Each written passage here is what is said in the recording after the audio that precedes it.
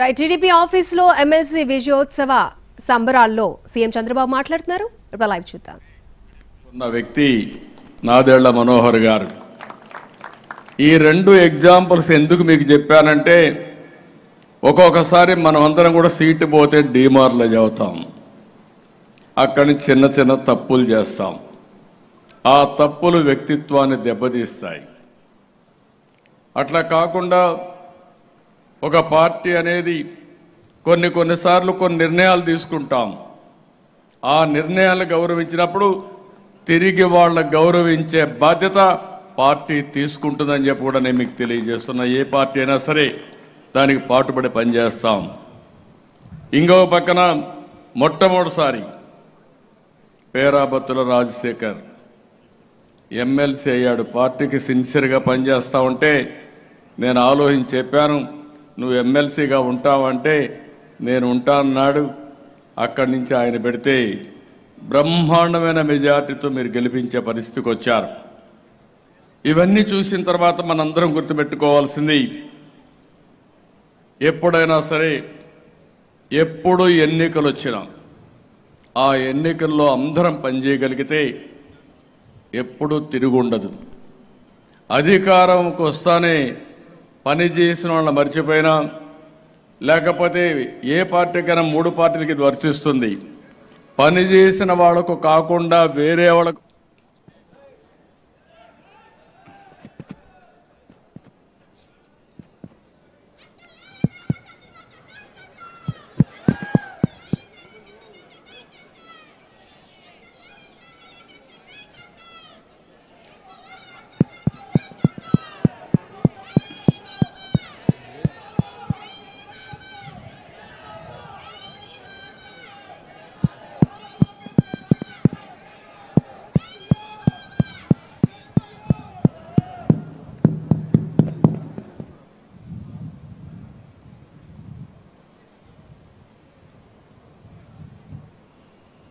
ఏదైతే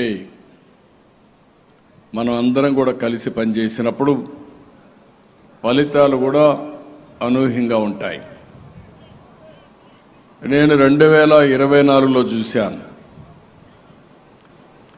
తెలుగుదేశం పార్టీ కార్యకర్తలందరికీ ఒకే పిలిపించాను.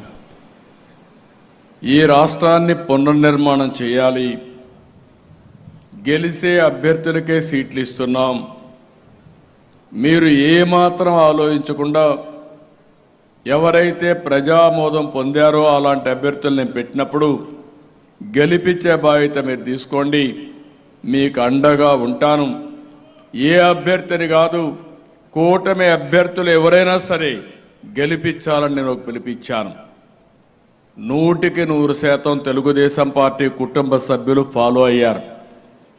మిత్రుడు పవన్ కళ్యాణ్ గారు ఒకే మాట చెప్పారు, ఈరోజు రాష్ట్ర పునర్నిర్మాణం కోసమే మేము కలిసాం, ఈలో మాకు ఎలాంటి స్వప్రయోజనాలు లేవు, కూటమి గెలవాలి, ప్రతి ఒక్కరూ పనిచేయాలని పిలిపిస్తే జన సైనికులు 100% పనిచేశారు. వారిని మనస్ఫూర్తిగా మరొక్కసారి అభినందిస్తున్నా. అదే మరిగా బీజేపీ పురంధేశ్వరి గారు కానీ అదే మరి పార్టీ కానీ ఒక పిలిపిస్తే వాళ్ళు కూడా క్రమశిక్షణతో పనిచేశారు. 3 పార్టీలు కలిసి పనిచేశాం, సమైక్యంగా పనిచేశాం.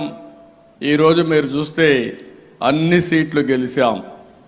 ఈ రాష్ట్ర పునర్నిర్మాణానికి ఆ గెలుపు ఒక సంజీవనిగా పనిచేస్తూ ఉంది. ఈ విషయం మనం గుర్తుపెట్టుకోవాల్సిన అవసరం ఉంది. ఈరోజు ఎన్డీఏ ప్రభుత్వం పూర్తిగా సహకరిస్తూ ఉంది. నరేంద్ర మోడీ గారు సహకరిస్తున్నారు. అందుకే ఇప్పుడు మన మిత్రులు చెప్పారు, చాలా విషయాలు చెప్పారు, అన్నిటికీ పోను కానీ అమరావతి శ్మశానం అని మాట్లాడారు. 3 రాజధానులు మాటలు చెప్పి 3 ముక్కలాట ఆడి ఎక్కడా అభివృద్ధి చేయకుండా సర్వనాశనం చేసే పరిస్థితికి వచ్చారు. ఈరోజు దీన్ని చాలా అసాధ్యమైన పని, 15,000 కోట్ల రూపాయలు నిధులు మనకు వరల్డ్ బ్యాంక్ ద్వారా కేటాయించి పనులకు ఇమీడియట్గా చేయడానికి, సుజావుగా చేయడానికి దోహదం చేశారు. పోలవరం ప్రాజెక్టు ఆవేదన పడ్డాను. దగ్గర మీరు ఒకసారి చూస్తే ఆ రోజు నేను 72% పనులు పూర్తి అయినాయి. డయాఫామ్ వాల్ అయితే బావర్ కంపెనీ పనిచేసే సమయంలో వాళ్ళకు గొడవలుంటే కేంద్రం సహకారం తీసుకొని పూర్తి చేశాం. 2 సీజన్లు ఇక్కడే ఉమామహేశ్వర గారు ఉన్నారు. 2 సీజన్లో పూర్తి చేశాం. అలాంటి చరిత్రాత్మకమైన పనులు చేసి అదే ఆ ప్రభుత్వం కానీ కంటిన్యూ అయి ఉంటే 2020కే పోలవరం పూర్తి చేసి జాతికి అంకితం చేసేవారం. ఈరోజు డయాఫామ్ వాల్ మొత్తం కొట్టుకొని పోయే పరిస్థితి వచ్చింది. ఎవరైనా ఆ ప్రాజెక్టు విచ్ఛిన్నమైనప్పుడు బాధపడిన వాళ్ళు ఉంటారంటే నేనే మొదటి వ్యక్తిని. ఎందుకంటే దాంతో నేను చాలా అసోసియేట్ అయ్యాను. ప్రతి వారం సోమవారాన్ని పోలవరం చేసుకున్నాను. నెలకొక్కసారి పోలవరం వెళ్ళాను. పండగల పూట కూడా కన్సర్న్ మినిస్టర్ని కలిసి ఎట్టి పరిస్థితుల్లో పూర్తి చేయాలని ఒత్తిడి తీసుకొచ్చారు. అలాంటి ప్రాజెక్టు ఆంధ్రప్రదేశ్కి జీవనాడి. అలాంటి జీవనాడిని సర్వనాశనం చేసే పరిస్థితులు చాలా బాధపడ్డాం. దానికి కూడా మీరు చూస్తే కేంద్రం పూర్తిగా ముందుకొచ్చి 12,150 కోట్ల రూపాయలు నిధులు కేటాయించి ప్రాజెక్ట్ని సుజావుగా ముందుకు తీసుకుపోవడానికి దోహదం చేశారు. ఇవన్నీ కూడా మొదటి 3-4 నెలల్లో జరిగాయంటే అది ఎన్డీఏ పట్టుదల, కమిట్మెంట్ అని చెప్పి మరొకసారి మీ అందరికీ తెలియజేస్తున్నా. ఇదే కాకుండా అసాధ్యం అనుకున్నటువంటి విశాఖపట్నం స్టీల్ ప్లాంట్ చాలామంది అనుకున్నారు ఇంకా రాదు అని. విశాఖ నేను ఒకటే చెప్పాను, ప్రధానమంత్రి గారు కానీ స్టీల్ మంత్రికి కానీ నిర్మలా సీతారామన్ గారు ఒకటే కోరాను. ఆంధ్రప్రదేశ్ ప్రజల యొక్క సెంటిమెంట్ ఇది. ఉద్యమాలు జరిగాయి.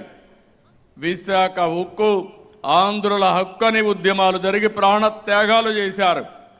అలాంటి ప్రాణత్యాగాలు చేసిన ఈ ప్రాజెక్ట్ని మీరు ఏమాత్రం కూడా నిర్లక్ష్యం చేసినా మన కూటమికే ప్రమాదం వస్తుందని చెప్పితే మన ప్రజలు మనల్ని విశ్వసించరంటే అలాంటి విషయాన్ని ప్రధానమంత్రి గారు మీరు చూస్తే దగ్గర 12,000 కోట్ల రూపాయలు శాంక్షన్ చేసి అసాధ్యం అనుకున్నటువంటి విశాఖపట్నం స్టీల్ని సుసాధ్యం చేశారంటే అది కూడా ఈ 5-6 నెలల్లో చేయగలిగాం. విశాఖపట్నం రైల్వే జోన్ ఎవరు ఊహించలేదు. మన ఎమ్మెల్యేలు కూడా నమ్మకం లేని పరిస్థితి ఉంటే విశాఖపట్నం రైల్వే జోన్ కూడా పూర్తి చేసుకున్నాం. ప్రధానమంత్రి గారే ఫౌండేషన్ ఇచ్చే పరిస్థితికి వచ్చారు.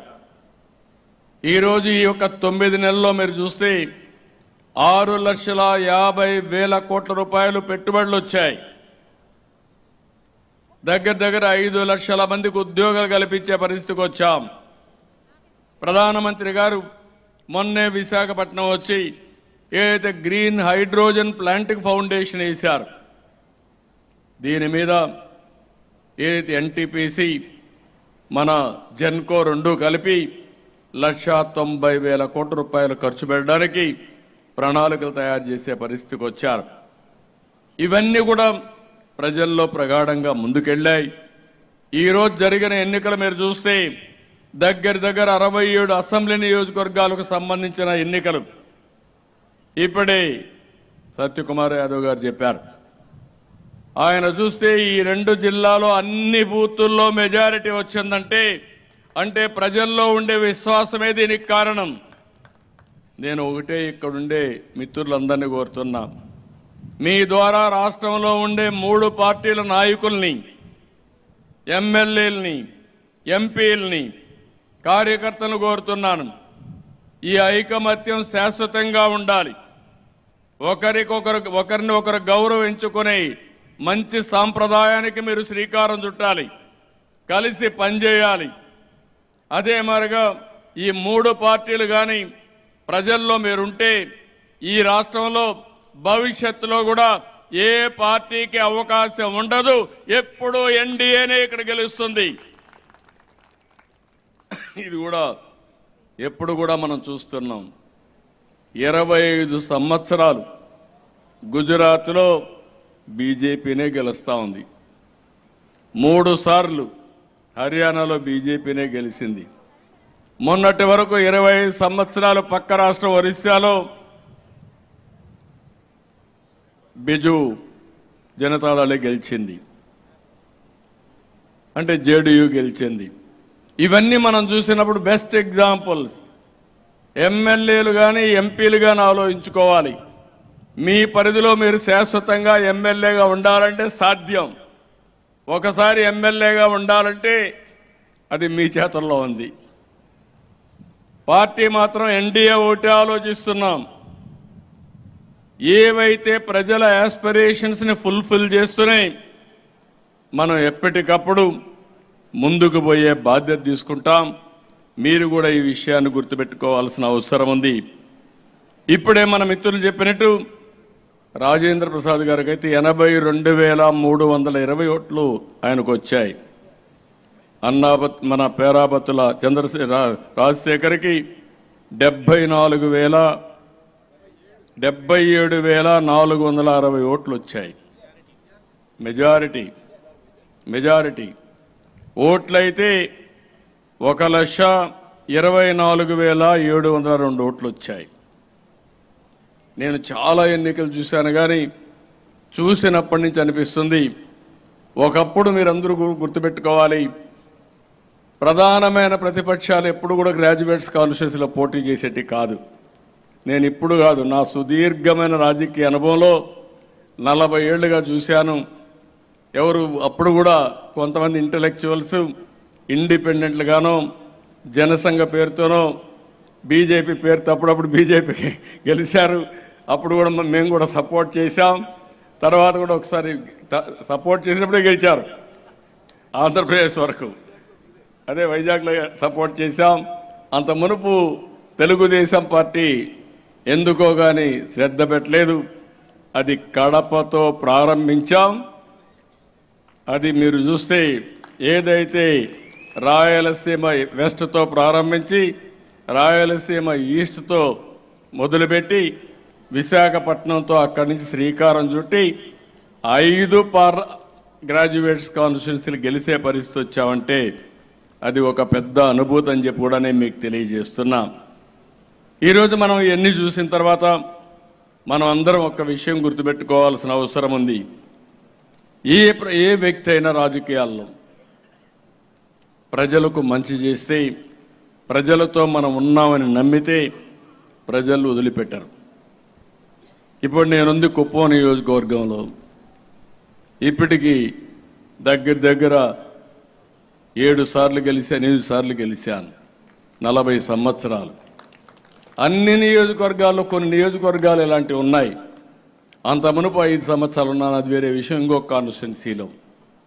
ఇవన్నీ మనం చూసినప్పుడు ప్రజలకు మనం అందుబాటులో ఉండడం, మన నియోజకవర్గాన్ని మనం నర్చర్ చేయడం, ఎక్కడికక్కడ మనం చేయగలిగితే ఎప్పుడూ గెలిచే అవకాశాలు ఉంటాయని చెప్పి కూడా నేను మీకు తెలియజేస్తున్నా. ఇంకొక పక్కన ఈరోజు నేను మిమ్మల్ని అందరినీ కోరేది ఒకటే, ఈరోజు చాలా సమస్యల్లో కూడా మనం చూసినప్పుడు బాధ్యతలు చాలా ఉన్నాయి. నేను 4వ ముఖ్యమంత్రి. ఇప్పుడు కూడా నాకు ఒకసారి తలుచుకుంటే నిద్ర రావడం లేదు, లెక్కలు చూస్తే నాకు అంతుపట్టడం లేదు.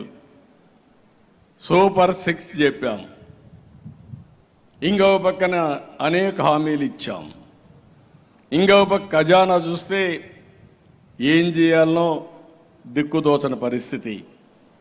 కేంద్రాన్ని అడగాలంటే ఏం అడగాలనో తెలియని పరిస్థితి.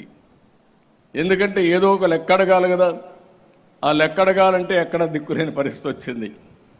ఇలాంటి క్లిష్టమైన పరిస్థితులు వచ్చినప్పుడు చెప్పిన మాట నిలబెట్టుకోవడానికి ఎన్డీఏ ప్రభుత్వం రాష్ట్రంలో అనునిత్యం ఆలోచిస్తున్నామని మరొక్కసారి మీ అందరికీ హామీ ఇస్తున్నాను.